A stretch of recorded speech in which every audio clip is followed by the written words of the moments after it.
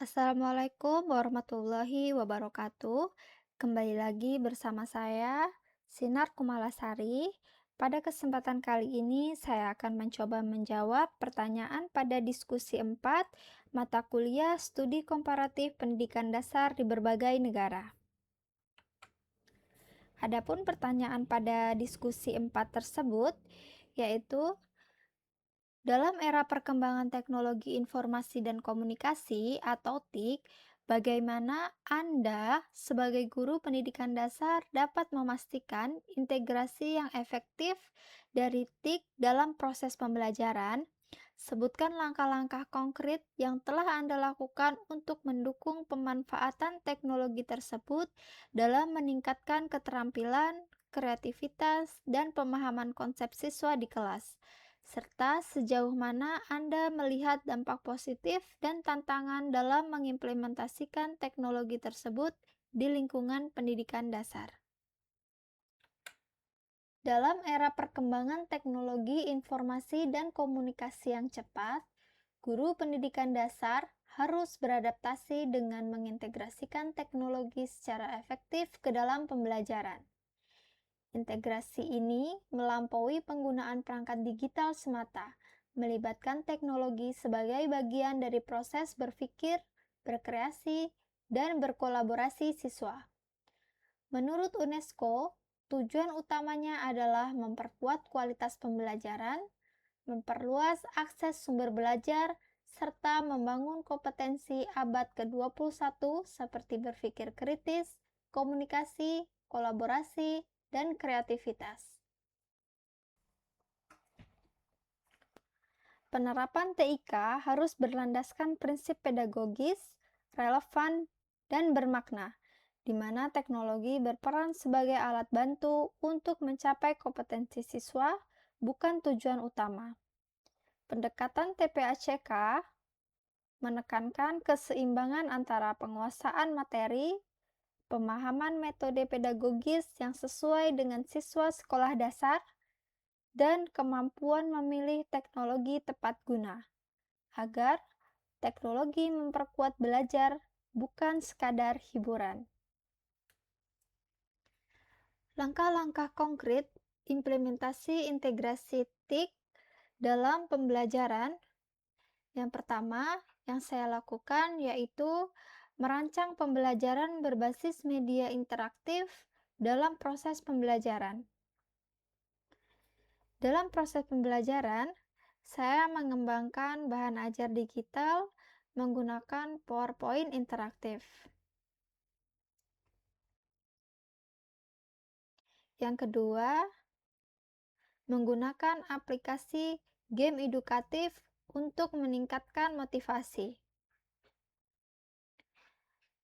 Meningkatkan motivasi untuk menjaga fokus siswa, saya memanfaatkan aplikasi seperti Quizizz dalam sesi evaluasi.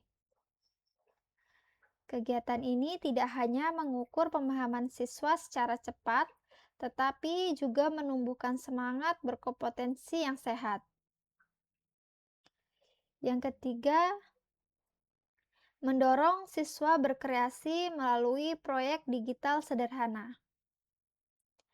Saya memberikan kesempatan kepada siswa untuk membuat karya digital sederhana seperti poster literasi atau presentasi kelompok dengan gambar dan teks hasil pencarian mereka sendiri.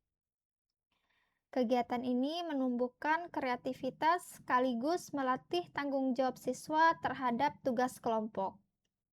Yang keempat, membangun komunikasi digital dengan orang tua dan siswa.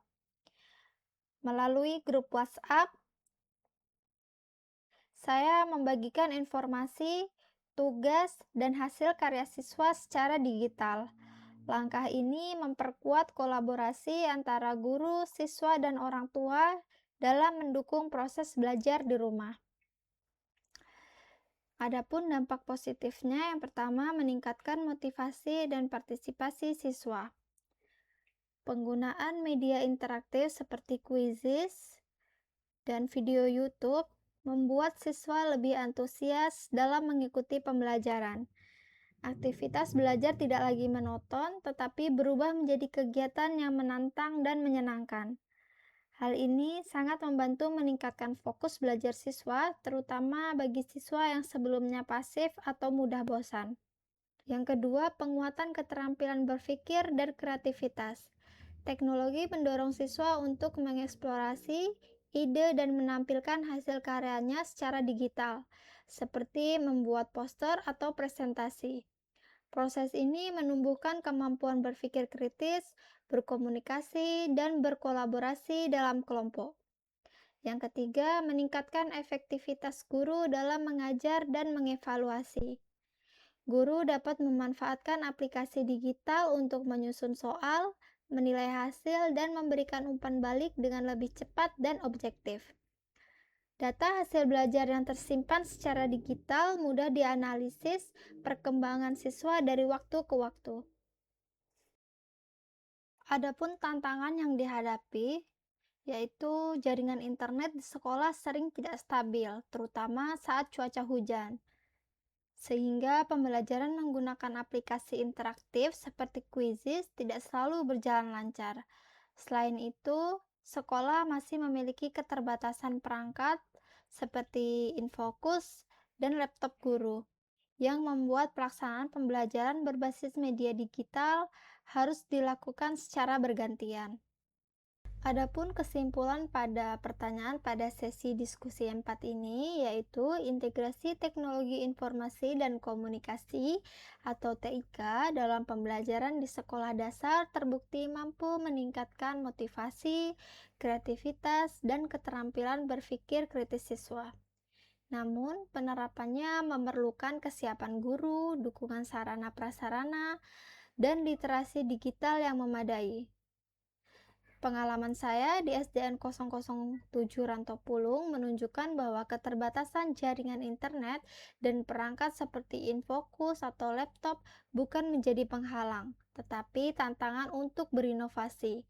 Dengan perencanaan yang adaptif, reflektif berkelanjutan, dan kolaborasi antar guru, siswa, dan orang tua, TIK dapat menjadi sarana pembelajaran yang efektif, menyenangkan, dan bermakna bagi siswa sekolah dasar. Demikian jawaban dari saya. Apabila ada salah kata, saya mohon maaf yang sebesar-besarnya. Saya akhiri, wabillahi taufik wal hidayah. Wassalamualaikum warahmatullahi wabarakatuh.